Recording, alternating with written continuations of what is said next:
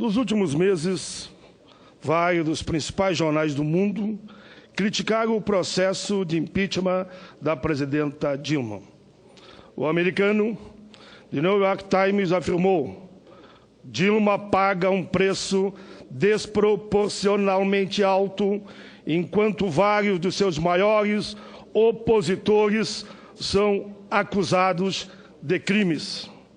Outro jornal, Los Angeles Times, disse: não foi pessoalmente acusada de corrupção e, infelizmente, as rédeas estão na mão de homens que estão sendo acusados.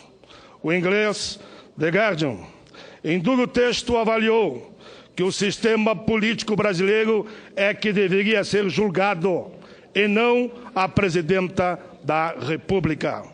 O professor Michel Mollen, em entrevista ao espanhol El País, comparou a destituição de uma presidenta à pena de morte.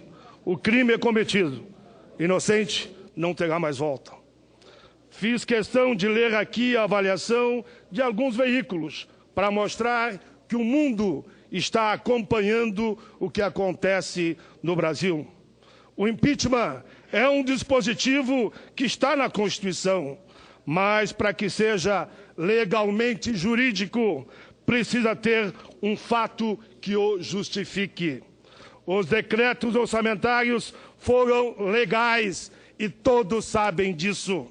No final de 2015, o Congresso aprovou uma mudança na meta fiscal. Leio aqui o que disse o professor de Direito Tributário, Ricardo Lodo Ribeiro. Diz ele: antes do final do exercício financeiro de 2015, o Congresso aprovou o PLN número 5 de 2015, que reduziu a meta primária. Portanto, diz ele, não há que se falar em meta fiscal estourada, porque o próprio Congresso alterou a meta. As pedaladas fiscais são, na verdade, um contrato de prestação de serviços. Uma das principais ações do governo consiste em transferência de renda, previdência social, idosos, seguro-desemprego, Bolsa Família, bônus e outros. Não tenho dúvida alguma de que a argumentação das pedaladas fiscais para o impeachment da presidenta Dilma é totalmente inconsistente. As pedaladas foram utilizadas muitas vezes por outros governos, inclusive na gestão anteriores da presidenta Dilma. E mais, a maioria dos governadores e prefeitos também utilizaram. A argumentação vai cair como um castelo de cartas. A questão, na verdade, é covardemente política, sendo usada como um cavalo de Troia na batalha de ambições individuais, partidárias e oligárquicas. Senhor presidente, é necessário dizer que, desta forma, a democracia brasileira está sendo atacada, atingida por uma enorme conspiração de uma maioria eventual. Quem vai pagar a conta vai ser o povo brasileiro. Quando questiono alguns senadores, e eles me dizem, tudo bem, Paim, mas a questão é política. Vamos, então, a uma questão política, analisando, como eles dizem, o conjunto da obra. Os partidos que hoje mais atacam o governo Dilma sempre fizeram parte dele e fingem não ter memória, porque não querem lembrar os últimos 14 anos que estavam lá, desfrutando do poder. Os peritos do Senado, Ministério Público Federal, já afirmaram que os atos da presidenta Dilma não são crimes. Com apenas 3 meses no poder, o atual governo editou 66 decretos, 18 medidas provisórias. É o presidente que, em menos tempo, mais editou decretos. Uma delas acaba com o Ministério da Previdência. Uma conquista do povo depois de 100 anos de luta. Outra, a famigerada MP da morte, que é um ataque ao direito dos trabalhadores e aposentados. Por exemplo, na aposentadoria por invalidez e no auxílio-doença, que assim termina no computador após 120 dias.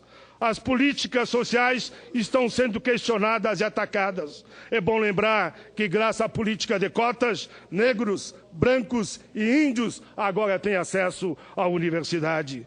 A cada semana, temos denúncias envolvendo os ministros do atual governo. A mais atual, Odebrecht, envolvendo ministros, Relações Exteriores, Casa Civil e o próprio presidente interino. A denúncia é de 37 milhões. Se a presidenta for afastada, estaremos blindando quem recebeu a propina e condenando uma presidenta por pedaladas e decretos que todos aqui sabem.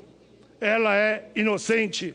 É uma injustiça. Por tudo isso, é porque eu sou contra a pena de morte. Porque quando se faz uma injustiça e um inocente morre devido à pena de morte, não tem mais volta. Pena de morte eu sou contra. Haveremos de reverter porque a presidenta está viva. Na reforma da Previdência, querem agora dizer para se aposentar só com 65 anos. Significa, para quem começa a trabalhar cedo, 47 anos de contribuição. Querem desvincular o salário mínimo do PIB. Querem aprovar o negociado sobre o legislado, que isso rasga a CLT. Como é que fica? 13º, férias e todos os direitos que estão lá na CLT, como estão para os jornais de hoje. Querem aprovar a terceirização. Todo mundo sabe, terceirização fragiliza o direito dos trabalhadores e quebra de vez a própria Previdência. Querem regulamentar o trabalho escravo. Trabalho escravo a gente não regulamenta, a gente proíbe. Querem desvincular as receitas da saúde e da educação. Acabaram com o Pronatec, avanço no pré-sal, agora a Seguridade Social. Querem simplesmente que a DRU desvincule 30%. Serão 120 bilhões a menos para a saúde, para a assistência e para a previdência. Nem vou falar do 257, que arrebenta com os servidores públicos, mas vou falar daqueles que atacam a justiça do trabalho, inclusive diminuindo o seu orçamento.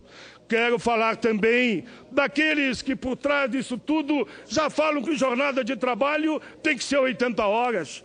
Já falam que o certo é o trabalhador com uma mão comer e com a outra ficar trabalhando. Tudo isso está estampado nos jornais. Atacam o programa Mais Médico e atacam o nosso SUS. Nem da ditadura houve tantas ameaças contra os trabalhadores e aposentados. Não precisamos disso. Se cobrássemos os grandes devedores da União, que devem 1,5 trilhão, por que não tributam as grandes fortunas? Por que não tributam as grandes heranças? Por que não convocam, como nós propusemos, uma Assembleia exclusiva para a reforma política, partidária e eleitoral? Porque esse sistema está falido. Por isso nós estamos aqui hoje. No dia da votação do relatório da Comissão de Impeachment, dia 4, o jornalista brasileiro Jânio de Freitas disse, na Folha de São Paulo, o afastamento de Dilma, Jânio de Freitas, não é Paulo Paim, é a maior hipocrisia que se viu na história desse país. Lá na frente ele diz, não precisavam 441 folhas, era só dizer culpada, culpada, culpada, porque o relator parece que não via os argumentos. O caráter político é que explica a inutilidade, diz ele. O processo político de impeachment é uma grande encenação, uma hipocrisia política de dimensões gigantescas que mantém o Brasil na regressão descomunal, com perdas recompostas se forem em muito tempo, talvez econômica, mas nunca mais humana. Senhor presidente, termino dizendo, o processo de impeachment da presidenta Dilma é uma clássica, uma peça de literatura latino-americana ao estilo da escola do prêmio Nobel Gabriel Garcia Marques, o realismo fantástico. 100 anos de solidão. Algumas personagens ficam surpresas ao se depararem com elementos fantásticos, mas age como se aquilo tudo pudesse acontecer naturalmente, como se fosse comum. Entre as descrições feitas está a peste da insônia e do esquecimento que atinge as pessoas da pequena vila de Macondo.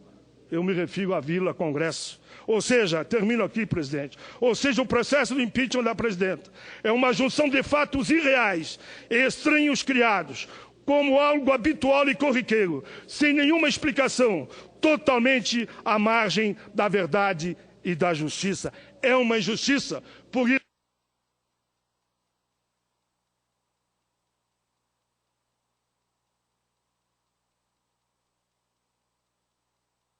tenham direito a menos, não ao impeachment. Vida longa à democracia!